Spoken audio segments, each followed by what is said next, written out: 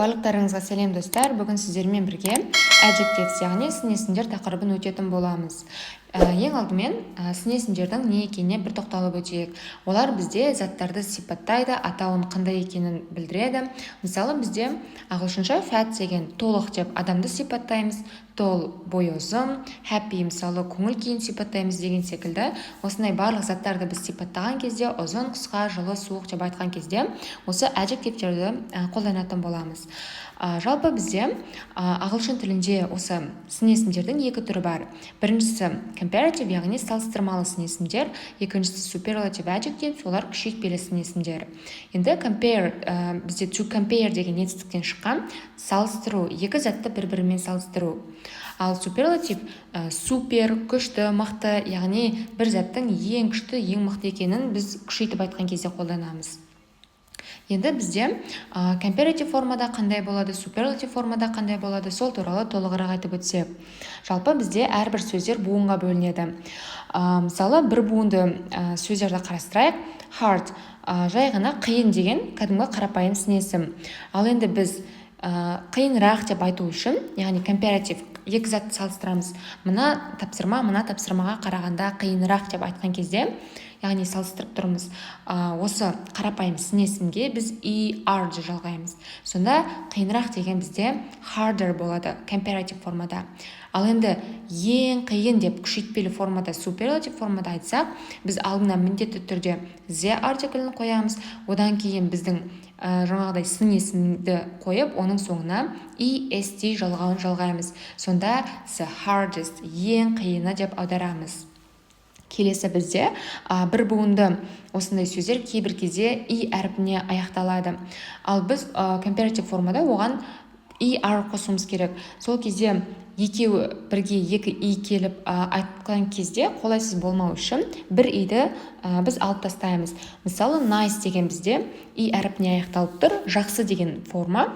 Жақсырақ деп айту үшін біз nicer дейміз, бір түсіп қалады. Ал ең жақсы деп айту үшін article, сосын сын есім және де est жалғауы. The nicest, яғни ең жақсы.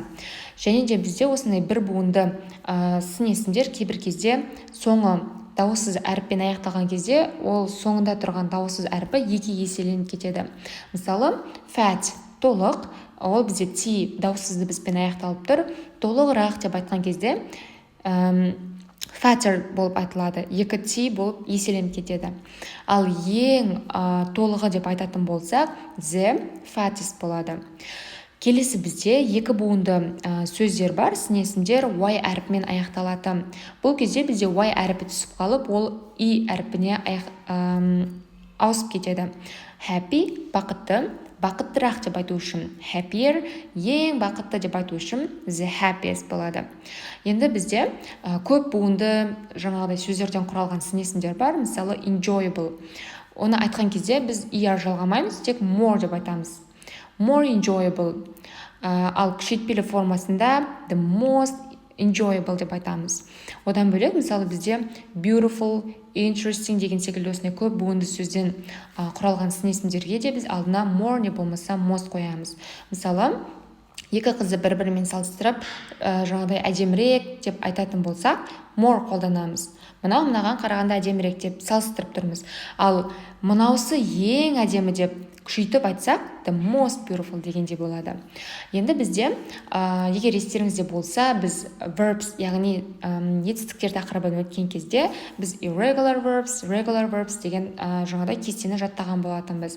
Енді дәл сол жақтағы бұрыс етістіктер секілді бізде сын есімдерінде бұрыс формасы бар екен. Мысалы, good, жақсы, біз оны gooder, the goodest деп айтпаймыз. Good-тіңкі бізде better, жақсырақ. Ең жақсы деген the best. Үздік деп аударамыз ғой, мысалы, ең үздік мұғалім, the best teacher деген секілді. Келесі бізде bad, жаман.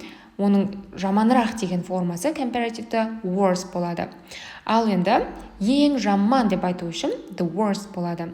Келесі бізде алыс, far, алысырақ, фаза не болмаса further деп екі формасында қолдансақ болады, ешқайсысы да қате емес. Келесі бізде ең алыс деп айту үшін the farthest не болмаса the furthest деп айтсақ болады. Енді бізде осы comparative adjective'тің ең бірінші қалай қай кезде қолданатыны туралы толығырақ айтып өтсек. Біз бағана айтып өттік, to compare, екі затты салыстырған кезде қолданамыз. Мысалы, younger runners will always be faster than older runners. Яғни, жас марафоншылар, яғни жүгірушілер, жаңағыдай үлкен жастағы марафоншыларға қарағанда жылдамырақ деп айтып тұр. Young деген бізде бұл жерде қарапайым сын-есім, яғни салыстырып айтқан кезде ER жалғаймыз. Fast деген тоже бізде бір буынды сын-есім, оны салыстырып айтқан кезде біз оған ER жалғаймыз. Яғни бұл жерде бізде екі жаңағыдай жас өкілін бір-бірімен салыстырып тұр. Біреуі үлкен жастағы болса, біреуі кәдімгі жас марафоншыларда. Келесі бізде екі уақыттағы бір ұқсас заттар, не болмаса сондай адамдар, мекендерді сипаттағанда. Мысалы, I'm much fitter than I was last year. Бұл жерде затты ортасына алып, екі жақтағы сөйлемге бөлек-бөлек қарайық, затқа дейінгі және де заттан кейінгі. Мысалы, I'm much fitter, яғни I am деп to be осы жақтағы формасын қолданып тұр, ал заттан кейін, мысалы, I was last year, яғни уже өткен шақты айтып тұр, was'ы қолданып тұр. Екі уақытты бір-бірімен салыстырып тұр. Яғни мен өткен жылғыға қарағанда қазір жаңағыдай бір шама қалай айтсам екен, жақсырақпын деген секілді. Яғни бұл жерде біз екі уақытты бір-бірімен салыстырамыз. Келесі бізде осы comparative формада қолданған кезде біз үнемі тастамай қолданатын бір сөзіміз бар. Ол than. Than деген бізде қарағанда деп аударылады. Яғни біз қазақ тілінде де оны қолданамыз ғой. Мысалы, бағана айттық, мынау тапсырмаға қарағанда деп айтып тұрмыз. Оңайырақ, қиынырақ деген секілді. Яғни than сөзін біз міндетті түрде comparative-та қолданамыз, бірақ superlative-та қолданбаймыз. Мысалы, she is taller than him. Оған қарағанда ұзынырақ, қарағанда деп аударамыз. Келесі бізде осы than сөзін негізі контекстте қандай да бір біздің сипаттап тұрған сын-есім адамға белгілі болса, онда than сөзін негізі қолданбай қойсақ болады. Бұл жай қосымша ақпарат ретінде, бірақ қолданған негізі дұрысырақ болады. Мысалы, older athletes are getting faster and fitter. Than in the past дегенді қоспай қойсақ болады. Келесі бізде superlative adjectives, енді күшейтпелі шырайлардың қолданылуына келетін болсақ. Жалпы бізде бағана мысалы comparative-та айттық, екі затты бір-бірімен салыстырғанда қолданамыз дедік. Ал superlative бұл жерде ең күштісі тек қана бір затты айту керек, бірақ затты басқа топтармен салыстырған кезде. Мысалы, the Olympics is probably the most exciting sports event in the sports calendar. Яғни, Олимпиада ол осы бүкіл спорттың жаңағыдай күнтізбесіндегі ең қызықты спорттық кештердің бірі деп, яғни біреуін ғана айтып, күшейтпелі шырайда сипаттап тұр. Келесі бізде оларды кейбір жағдайдағыдай қолдансақ болады. Солардың біріншісі one of the plus superlative plus plural form.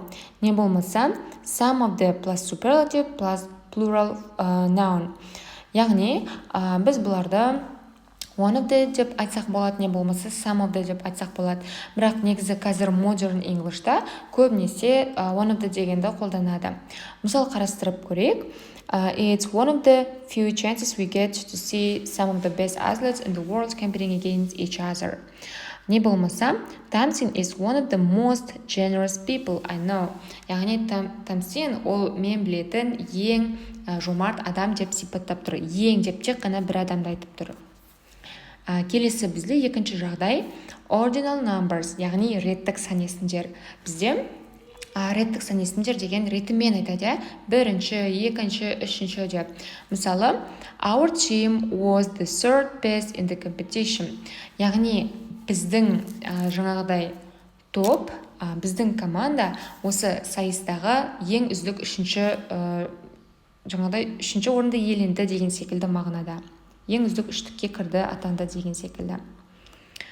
Және де бізде the артиклі негізі міндетті түрде суперлативтің алдына қолданады, бірақ біз оны қолданбайтындай жағдайлар бар, егер біз оны possessive pronouns'тармен ауыстырсақ. Мысалы, my, his, her, менің, оныкі, олардың, біздің деген секілді.